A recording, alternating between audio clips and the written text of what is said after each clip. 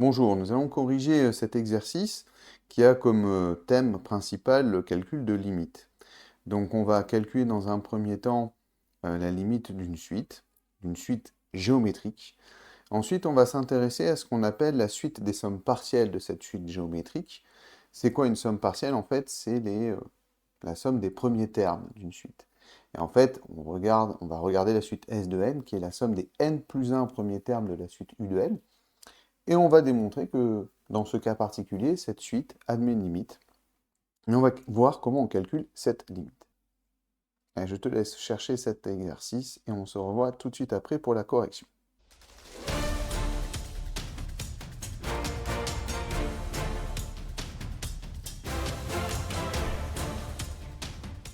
J'espère que ta recherche a été fructueuse.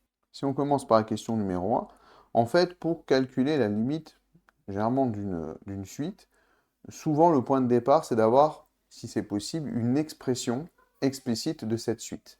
Or là, ici, la suite U de n est une suite géométrique. Donc on est capable d'exprimer U de n en fonction de son premier terme U0 et de sa raison, que l'on note ici Q, qui est égale à moins 1,5. Donc finalement, U de n, c'est tout simplement 16 fois le nombre moins 1,5 exposant n. Et en fait, on va s'intéresser à calculer la limite de moins 1,5 exposant n. En fait, quand on a une expression de la forme Q exposant n, on sait calculer sa limite. En fait, il y a deux situations importantes dans lesquelles on sait calculer sa limite. Et donc, en fait, on a ces deux situations qui sont typiques. Soit la base est plus grande, strictement supérieure à 1, et dans ce cas-là, Q exposant n va tendre vers plus l'infini quand n tend vers plus l'infini. Soit sinon, la base est coincée entre moins 1 et 1, et dans ce cas-là, Q exposant n tend vers 0. Alors, il faut faire attention, parce qu'il y a des situations où Q exposant n n'admet même pas de limite. Bah, par exemple, Q égale à moins 1, la suite moins 1 exposant n, en fait, c'est une suite qui alternativement vaut 1, puis moins 1, puis 1, puis moins 1. Et en fait, cette suite, bah, tout bêtement, n'admet pas de limite. Donc, il faut faire attention. Et en fait, dans ces deux situations où la suite Q exposant n admet une limite, il y a une troisième situation, c'est quand Q est égal à 1, bon, bah, 1 exposant n, ça vaut 1, donc ça converge vers 1. Et bien là, en fait, notre moins 1,5, il correspond en fait à la deuxième situation. Donc ça veut dire que moins 1,5 exposant n, et ben, il tend vers 0. Et puis, bon, bah, en multipliant par 16, d'après le théorème d'obtention de la limite d'un produit, on va obtenir tout simplement que U de n tend vers 16. Alors la question 2, c'est un petit peu pour mieux comprendre qu'est-ce que c'est que cette suite S de n. Bon, en fait, S de 4, si on regarde, bah, c'est tout simplement la somme des 5 premiers termes. U0, plus U1, plus U2, plus U3, plus U4. Et ici, en fait, on peut le faire de manière assez naïf, finalement. Tout simplement bah, en calculant successivement tous les termes. Donc on nous dit que U0, c'était 16. Puis à chaque fois, en fait, on va multiplier par moins 1,5. Donc quand on multiplie 16 par moins 1,5, ben, on obtient moins 8. Puis quand on multiplie moins 8 par moins 1,5, on obtient 4. Et ainsi de suite.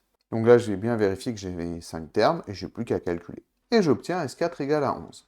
Alors cette suite S de n, on peut la noter avec justement ce symbole sigma.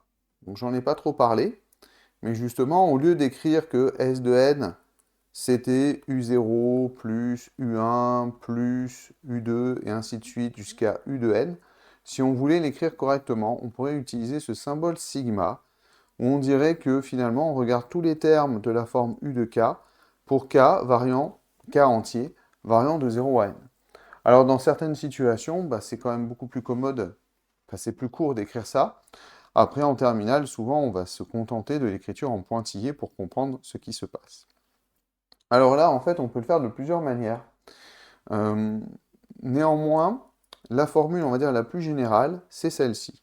Évidemment, il faut que Q soit différent de 1 parce que au dénominateur, ben, on n'a pas le droit de diviser par 0. Bon, ben, cette formule-là, elle a comme application directe de calculer en fait des sommes partielles de suites géométriques, comme on va le voir. Alors, on peut quand même aussi écrire cette formule à l'aide justement du symbole sigma. Ça revient exactement à écrire cela. C'est la même formule, c'est exactement la même chose que j'ai noté un petit peu différemment. Alors maintenant, pour calculer S de n, en fait, l'idée, ça va être d'exprimer tous les termes U0, U1, U de n en fonction en fait, de n. On sait que U de n, en fait, c'est U0 fois Q exposant n. En fait, U de k, c'est U0 fois Q exposant k. En fait, l'idée, ça va être de factoriser par le terme U0. Regardons ce que ça donne. Donc voilà, quand je calcule S de n, bon, sachant que ce premier terme, bah, c'est U de 0, tout simplement. J'utilise le fait qu'ici, on sait que U de n, on a vu dans une question précédente que c'était 16 fois moins 1 demi exposant n. Ça va être U de 1, tout simplement, U de 2, et ainsi de suite jusqu'à U de n. Et qu'est-ce qu'on remarque de particulier? Ben, on remarque qu'à chaque fois, on a un facteur commun, qui est justement ce 16. Donc on va factoriser par 16. Et finalement, on a 16 multiplié, ben, en fait, par une somme qui est exactement, en fait, une somme de suite de puissance de moins 1 demi. En fait, ici, on va appliquer cette formule avec q égale moins 1 demi, qui est bien différent de 1, et donc on a le droit d'appliquer cette formule. Alors attention, là, ici, au niveau de l'exposant, il faut se rappeler qu'en fait, ça correspond au nombre de termes. Donc on a bien n plus 1 termes. Bon, donc ici, en fait, cette expression est déjà totalement valide. On peut néanmoins peut-être la simplifier, parce que 1 moins moins 1 demi, ça fait 3 demi. Allons-y. Et puis, diviser par 3 demi, en fait, ça revient à multiplier par 2 tiers. Donc, pourquoi pas. Alors attention, ces parenthèses ne sont pas du tout facultatives. C'est parce que quand vous avez un quotient, vous avez quand même des priorités opératoires. Et là, c'est comme si on avait des parenthèses au numérateur. Donc, on ne les oublie pas, ces parenthèses, sinon l'expression est fausse. Et enfin, 16 fois 2 tiers, ça va être 32 tiers. Donc, c'est pas grave si vous n'avez pas trouvé exactement cette expression, hein. Mais nous, on va utiliser cette expression-là maintenant pour essayer de voir si S de n admet une limite, et calculer cette limite, et voir que c'est bien une limite finie. Alors ici, on pourrait être peut-être gêné par l'exposant n plus 1. Mais en fait, il ne faut pas être gêné. Parce que ce moins 1 demi exposant à n plus 1, finalement, ce n'est autre que moins 1 demi exposant 1 fois moins 1 demi exposant n. Dit autrement, c'est tout simplement moins 1 demi fois moins 1 demi exposant n. Et donc finalement, on avait déjà vu que moins 1 demi exposant n, quand n tend vers plus l'infini, on avait déjà vu que ça tendait vers 0. Donc, quand n tend vers plus l'infini, moins 1 demi fois moins 1 demi exposant n, c'est égal aussi à 0 par produit. Donc dit autrement, le moins 1 demi exposant n plus 1, il tend vers 0. Maintenant qu'on a ça, en fait, on va regarder les priorités opératoires. En fait, maintenant, la limite du facteur que l'on doit calculer, en fait, c'est ce facteur 1 moins moins 1 demi exposant n plus 1. Donc, ça revient tout simplement à faire 1 moins la limite de cette suite moins 1 demi exposant n plus 1 qui converge vers 0. Donc ça converge vers 1 moins 0, c'est-à-dire 1. Et enfin, pour obtenir S de n, il suffit de multiplier ce facteur-là par 32 tiers.